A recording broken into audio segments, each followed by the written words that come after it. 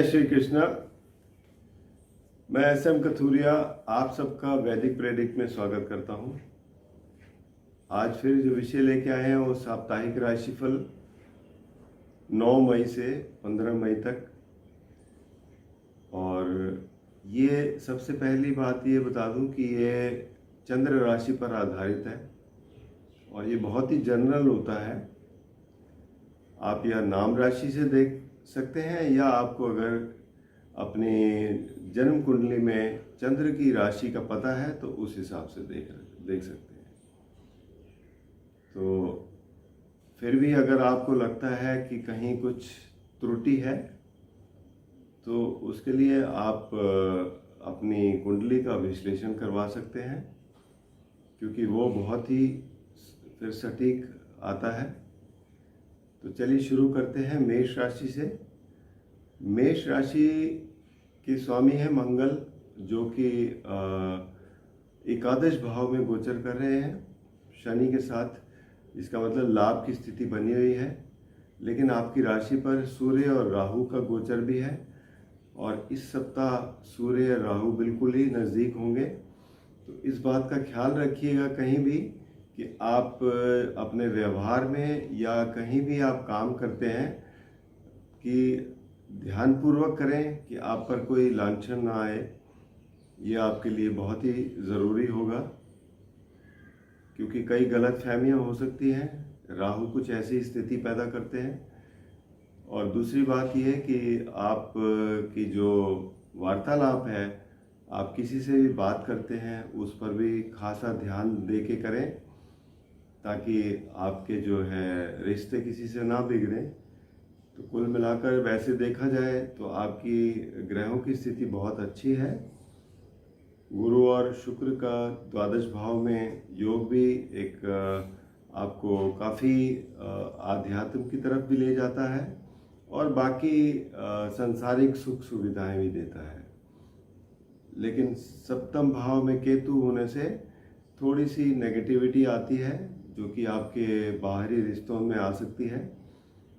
आप कोई भी काम करें तो उसे किसी को बताएं नहीं जब तक वो काम पूरा ना हो जाए।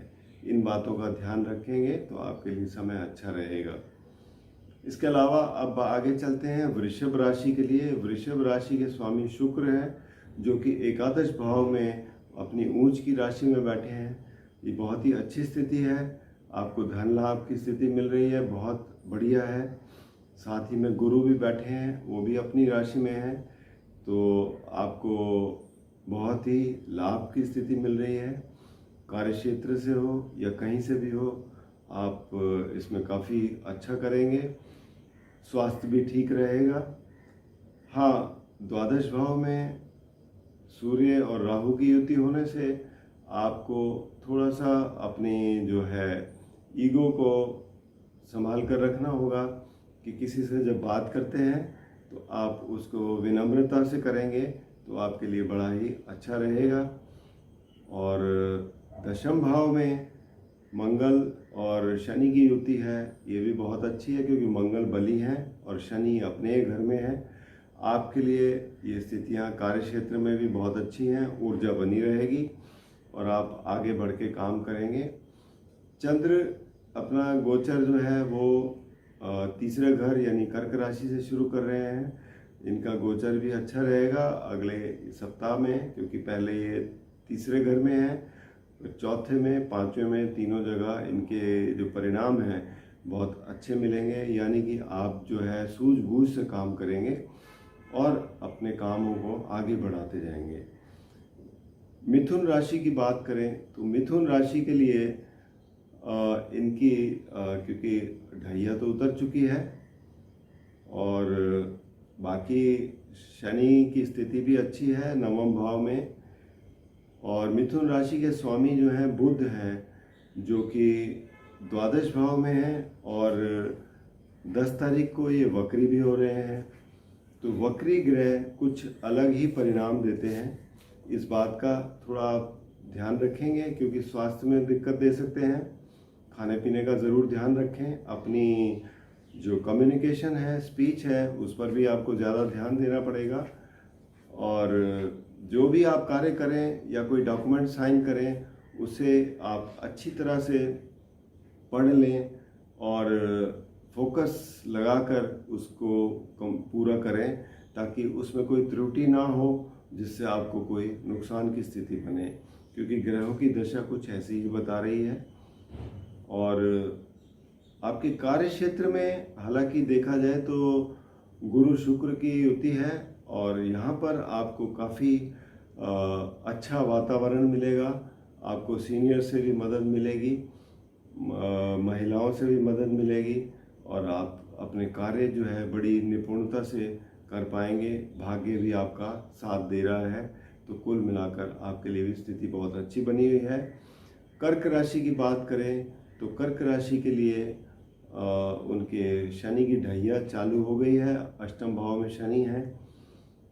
तो ये जो है काम में आपके, जब शनि 8वें घर में होते हैं, उनकी तीसरी दृष्टि पड़ती है 10वें घर पर, जो कि आपका कामकाज का क्षेत्र है, और यहाँ पर ये कुछ बदलाव लेके आते हैं।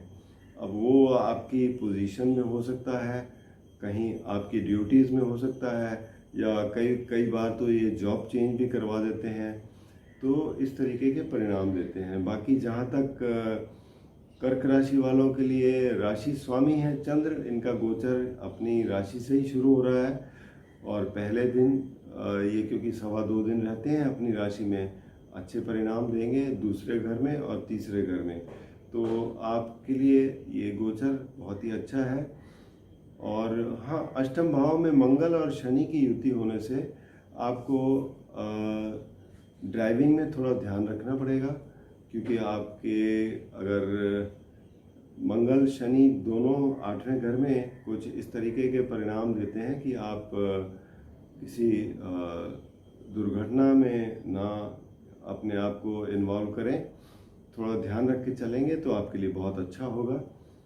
और साथ में बुध जो है, बुध ग्रह हालांकि एकादश भाव में है, लेकिन वक्री हो रहे हैं 10 तारीख को। तो वक्री बुध जो है वो आपकी जो कम्युनिकेशन है उसमें थोड़ा सा फर्क ला सकते हैं, इसमें आपको ज़्यादा ध्यान देना पड़ेगा। और साथ ही में 9वें भाव में भाग्य स्थान में गुरु बैठे हैं, भाग्य आपका अच्छा रहेगा, आपके काम बनते रहेंगे, और आपकी राशि पर भी इनकी दृष्टि है, तो ये आपके स्वास्थ्य में भी बहुत ही अच्छा योग है। तो कुल मिलाकर स्थितियां अच्छी हैं, सिवाय इसके कि आपको जहाँ पर ध्यान रखने की ज़रूरत है वो आप ध्यान रख के चलिए, तो आगे समय ठीक रहेगा। सिंह राशि की बात करें तो सिंह राशि के लिए 7वें भाव में मंगल और शनि की योग है कुंभ राशि में, और ये खासकर क्योंकि पार्टनरशिप है या पति पत्नी के रिश्तों के लिए, ये क्योंकि दोनों क्रूर ग्रह एक ही घर में अच्छे परिणाम नहीं देते, आपको इसमें कहीं ना कहीं कोई नुकसान की स्थिति पैदा कर सकते हैं, कोई वाद विवाद खड़ा हो सकता है। तो यहाँ आपको थोड़ा अधिक ध्यान देना पड़ेगा। अष्टम भाव गुरु और शुक्र की युति है, अपनी बहुत अच्छी स्थिति में है। अगर आप कोई रिसर्च में काम करते हैं या कोई शिक्षा के क्षेत्र में हैं तो आपके लिए बहुत ही अच्छा समय है, आप कुछ नया कर पाएंगे और जिससे आपकी ख्याति बढ़ेगी, और साथ ही में अचानक से कोई लाभ भी मिल सकता है। तो ऐसी परिस्थितियां पैदा करते हैं। और बुध ग्रह जो है वो 10वें भाव में वक्री हैं, तो जो भी काम कर रहे हैं हो सकता है उसमें आपको थोड़ी रुकावटों को महसूस हो और कोई पुराने काम आपको दोबारा से लेने पड़े, तो ये स्थिति बनती है।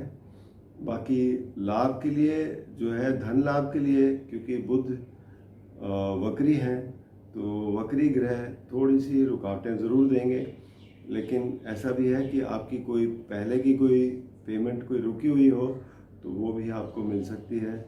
और साथ ही में क्योंकि ये धन भाव के भी स्वामी हैं तो वहाँ पर भी ये आपको इसी तरीके के परिणाम देंगे।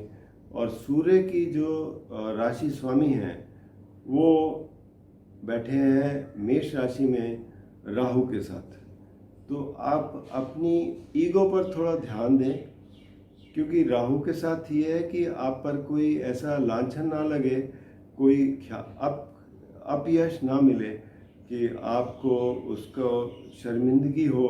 ये थोड़ा सा आप अगर फोकस से काम करेंगे तो आपके लिए अच्छा समय है, कोई परेशानी नहीं है। कन्या राशि की बात करें तो कन्या राशि के स्वामी हैं बुध। अब ये वक्री हैं नवम भाव में, तो 10 तारीख को वक्री होंगे। तो यहाँ पर ये है कि वक्री ग्रह एक तो स्वास्थ्य के लिए थोड़ी सी परेशानी लाते हैं, और दूसरा जो कार्यों में आपके जो कर रहे होते हैं उसमें भी कहीं ना कहीं कुछ जो अभी कर रहे हैं उसमें रुकावटें आ सकती हैं, और जो कोई पहले का कोई काम रह गया हो वो आपके निकल सकते हैं।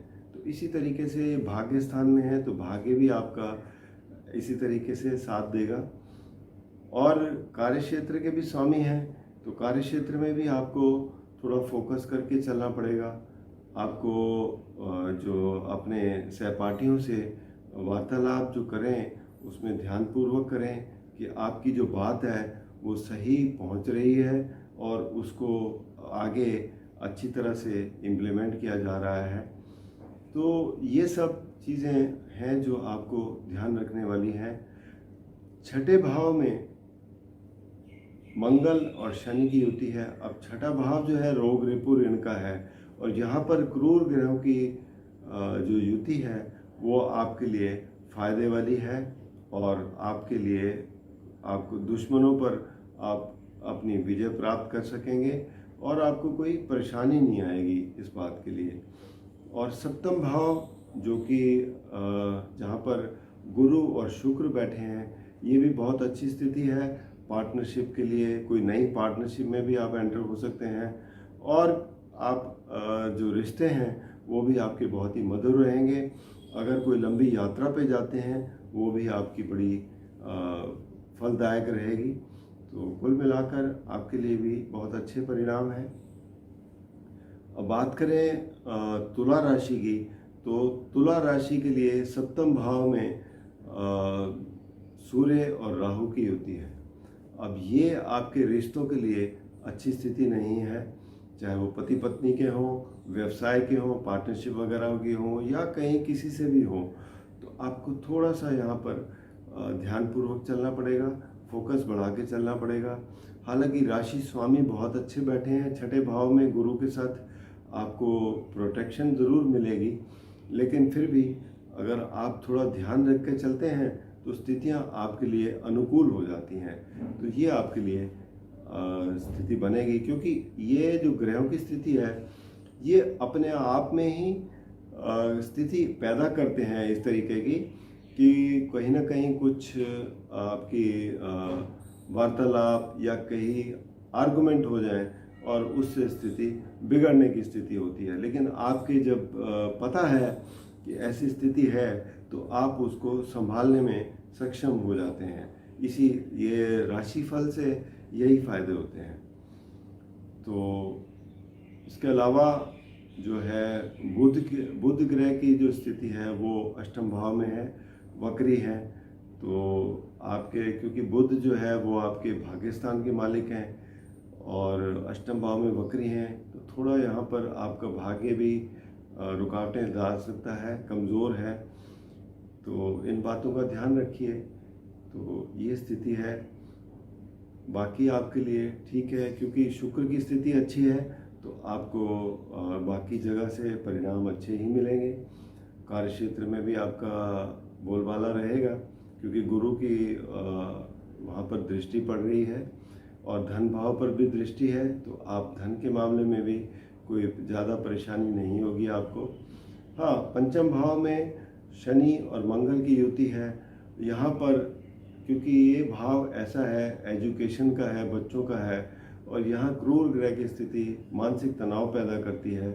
आपको थोड़ा सा यहाँ पर अपने ऊपर कंट्रोल करके चलना पड़ेगा, ताकि आप फोकस अधिक बढ़ाकर चलेंगे तो आप आगे अच्छा कर पाएंगे। अब बात करें वृश्चिक राशि की, तो वृश्चिक राशि के स्वामी हैं मंगल। और मंगल शनि के साथ चौथे घर में बैठे हैं। अब चौथा घर सुख स्थान है, यहाँ पर दो क्रूर ग्रहों की स्थिति जो है वो बिल्कुल भी अच्छी नहीं गिनी जाती है, क्योंकि मंगल चौथी दृष्टि से सप्तम भाव को भी देखते हैं और वैसे भी ये माँ का घर है, तो दो क्रूर ग्रह माँ की सेहत को भी असर डालते हैं। प्रॉपर्टी के मामले में हो सकता है आपको लाभ हो, लेकिन आप अगर कोई वाहन खरीद रहे हैं तो उसमें आप थोड़ा सा रुक जाएं तो आपके लिए अच्छा रहेगा, जब तक मंगल राशि परिवर्तन नहीं करते यहाँ से। तो ये सब स्थितियां हैं। इसके अलावा पंचम भाव में जो स्थिति बनी हुई है गुरु और शुक्र की, ये बहुत ही अच्छी है। गुरु का आपके ऊपर दृष्टि भी है राशि पर और आपको काफ़ी सहायता भी दे रहे हैं। और एजुकेशन के फील्ड में जो लोग हैं, विद्यार्थी हैं, उनके लिए बहुत अच्छा समय है और आप आगे बढ़ के अपने जो तय किया हुआ है आप शेड्यूल, उसके मुताबिक आप सफलता पाएंगे और आगे बढ़ते जाएंगे। छठे भाव में सूर्य और राहु की युति है, तो ये भी क्योंकि दोनों ही क्रूर ग्रह हैं, छठे भाव में अच्छे परिणाम देते हैं, तो यहाँ भी स्थिति आपके लिए अच्छी है। हाँ, सिर्फ आपको बस यही ध्यान रखना है कि आप आर्गुमेंट से बचें, ताकि आर्गुमेंट से चीज़ें खराब हो जाती हैं। इस बात का ध्यान रख के चलेंगे तो अच्छा रहेगा। अब बात करें धनु राशि की, तो धनु राशि के लिए स्वामी जो है गुरु है, और चौथे भाव में शुक्र और गुरु है सुख स्थान में। ये बहुत ही अच्छी स्थिति है और आपके परिवार में सुखद माहौल रहेगा।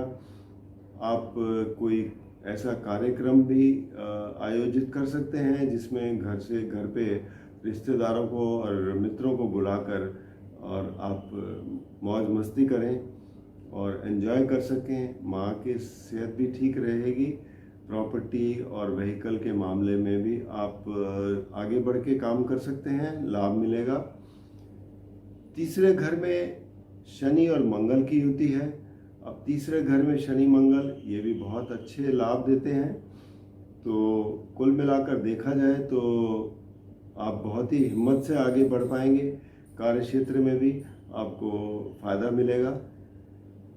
पंचम भाव में क्योंकि सूर्य और राहु की युति है, ये विद्यार्थियों के लिए, बच्चों के लिए ये अच्छी नहीं है। यहाँ पर आपको जो भी काम कर रहे हैं, शिक्षा के क्षेत्र में हैं या कोई क्रिएटिव काम कर रहे हैं, आपको सावधानी से चलना पड़ेगा, ताकि फोकस बढ़ा के चलेंगे तो आपके लिए स्थिति संभल जाएगी। वरना ये होता है कि ये भ्रमित करते हैं और आपको ध्यान से भटकाते हैं। आप अपना ध्यान नहीं दे पाते, जिसकी वजह से रिजल्ट अच्छे नहीं आते। इसी तरीके से आप अगर सप्तम भाव का देखें तो सप्तम भाव के स्वामी जो है बुध हैं, जो कि छठे भाव में हैं, वक्री होके चल रहे हैं। तो यहाँ भी आपको रिश्तों के मामले में, पार्टनरशिप के मामले में थोड़ा अधिक ध्यान रख के चलना पड़ेगा। तो ये स्थितियाँ हैं आपके लिए, तो मिले जुले परिणाम हैं। इसके अलावा बात करें मकर राशि की, तो मकर राशि के लिए स्वामी हैं शनि, और शनि मंगल के साथ दूसरे भाव में है, कुंभ राशि में। तो दूसरे भाव में दो क्रूर ग्रह आपकी वाणी जो है कठोर कर देते हैं। हालांकि धन में तो लाभ देंगे, लेकिन फिर भी आपको यही है कि आप आर्गुमेंट में ना पड़ें। आपकी वाणी को थोड़ा हम्बल होके, थोड़ा सा विनम्र होके लोगों से बात करेंगे तो स्थिति सामान्य हो जाएगी। तीसरे घर में जो कि आपके टैलेंट का है, करेज का है, आपके छोटे भाई बहनों का है, यहाँ पर शुक्र और गुरु की युति है और बहुत अच्छी है। आप बड़ी बुद्धिमत्ता से आगे बढ़ पाएंगे और अपने कार्यों में आप कुछ ना कुछ नयापन दिखा पाएंगे। अपने टैलेंट को उभारने में सहायता मिलेगी आपको। तो लेकिन चौथे घर में क्योंकि सुख स्थान है और यहाँ पर जो सूर्य और राहु की युति है ये अच्छी नहीं है, तो यहाँ पर आपको थोड़ी सी तकलीफ हो सकती है, तनाव हो सकता है। जो स्कूल में बच्चे पढ़ते हैं उनको भी थोड़ा अधिक फोकस बढ़ा के चलना पड़ेगा। और पंचम भाव में देखें तो बुध हैं, हालांकि वक्री होके बैठे हैं। वक्री बुध थोड़ा सा हट के परिणाम देते हैं, लेकिन फिर भी क्योंकि एजुकेशन के घर में है और बुध जो है आपकी बुद्धिमत्ता से जुड़े हैं, तो आपको ये अच्छे ही परिणाम देंगे यहाँ पर। तो ये स्थिति है आपके लिए। कुल मिलाकर देखा जाए तो आपके लिए भी परिस्थितियाँ अच्छी हैं, सिवाय इसके कि आप अपनी वाणी पर कंट्रोल रखें, बाकी सब ठीक है। और कुंभ राशि की बात करें तो कुंभ राशि में शनि स्वामी है और यहीं बैठे हैं, तो ये एक बहुत बड़ा योग बनता है जिससे आपको लाभ मिलता है। और मंगल साथ हैं जो आपको ऊर्जा भी देते हैं, लेकिन दोनों की युति थोड़ी सी परेशानी का सबब भी बनाते हैं। ये आपको अगर संभल कर चलते हैं तो आपके लिए बहुत अच्छा है, लेकिन आपकी वाणी में क्योंकि घर में शुक्र और गुरु की युति है, वो आपको काफ़ी मदद कर रहे हैं और आपकी जो स्थितियां हैं उसको संभालने में बहुत अच्छी परिस्थिति बनती हुई नज़र आ रही है। धन लाभ भी मिलेगा, परिवार में भी सुख शांति रहेगी और कोई प्रॉपर्टी के मामलों में भी आपको लाभ मिल सकता है। तीसरे घर में सूर्य और राहु की युति है, तो ये भी अच्छी है क्योंकि ये पराक्रम का स्थान है और क्रूर ग्रह तीसरे घर में अच्छे परिणाम देते हैं। हाँ, छोटे भाई बहनों के साथ थोड़ा सा आप विनम्र होकर चलेंगे तो ये आपके लिए अच्छा रहेगा, स्थितियाँ संभलती हुई नजर आएंगी। और आपके लिए यह है कि क्योंकि सप्तम भाव के स्वामी हैं, सप्तम भाव पति पत्नी का होता है और पार्टनरशिप का होता है, यहाँ पर थोड़ी सी परेशानी हो सकती है क्योंकि राहु और सूर्य बहुत ही करीब आ जाएंगे 13 तारीख को, तो यहाँ थोड़ा संभल कर चलिएगा। कोई भी नया पार्टनरशिप हो तो उसमें थोड़ी देर रुक जाएं आपके लिए, क्योंकि 15 तारीख के बाद स्थितियाँ थोड़ी संभलती हुई नज़र आएंगी, तो ये आपके लिए अच्छा रहेगा। मीन राशि की बात करें अंत में, तो मीन राशि में गुरु और शुक्र की युति है। गुरु अपनी ही राशि में है, शुक्र भी जो असुरों के गुरु हैं वो भी ऊंच की राशि में है।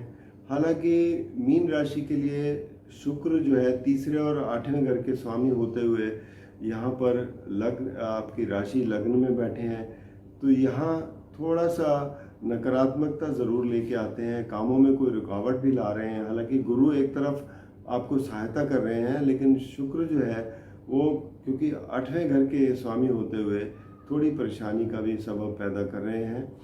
तो इसी तरीके के हालात नज़र आते हैं, बाकी आपके काम ज़रूर बनते रहेंगे।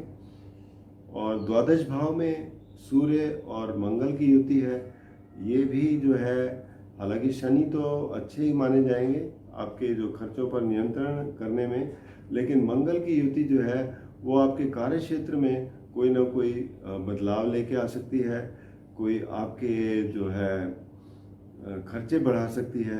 यहाँ पर आपको थोड़ा ध्यान रख के चलना पड़ेगा। और क्योंकि खासकर जो लोग शिक्षा के क्षेत्र में हैं, जो हायर शिक्षा हासिल करना चाहते हैं विदेश में, उनके लिए अच्छा समय है। वो लोग अपने कार्यक्रमों में आगे बढ़ सकते हैं और उसका लाभ उठा सकते हैं। इसके अलावा जो दूसरे घर में सूर्य और राहु की युति है, ये आपकी वाणी पर भी असर डाल रही है और कठोरता वाणी में जो आती है तो इससे रिश्ते भी बिगड़ते हैं। यहाँ पर आपको थोड़ा अधिक ध्यान रखना पड़ेगा। खाने पीने का भी यहाँ ध्यान रखें क्योंकि दूसरा घर खाने का भी होता है। और अगर आपको हालांकि खट्टी तेज़ चीज़ें पसंद आएंगी, लेकिन गले का ख्याल रखिएगा, गला ख़राब ना हो और अपनी जो डाइट को अच्छी तरह से ध्यान में रख के चलिएगा। तो यहाँ पर कुल मिलाकर स्थिति जो है सप्तम भाव की भी देखें तो बुध है। बुध जो है वो आपके वृषभ राशि में बैठे हैं जो कि तीसरा घर है और वक्री है। अब वक्री ग्रह जो है वो क्योंकि रिश्तों के भाव के स्वामी भी है, तो यहाँ पर थोड़ा सा नकारात्मकता ज़रूर आती है, लेकिन आपको पता हो तो उसको स्थिति को आप अच्छी तरह सुधार सकते हैं। तो ये था 12 राशियों के लिए इस सप्ताह का जो 9 से 15 तारीख तक, 15 मई तक है, उसका राशिफल। व्यक्तिगत रूप में कोई भी समस्या हो तो आप नीचे दिए गए नंबर पर संपर्क कर सकते हैं, vedicprarik.com पर लॉगिन कर सकते हैं। और अगर आपने चैनल को सब्सक्राइब नहीं किया तो आपसे रिक्वेस्ट है कि चैनल सब्सक्राइब करके बेल आइकन ज़रूर दबा दें ताकि आने वाली वीडियो की नोटिफिकेशन मिल जाए। और अगर वीडियो पसंद आए तो मित्रों में ज़रूर शेयर करिए। धन्यवाद।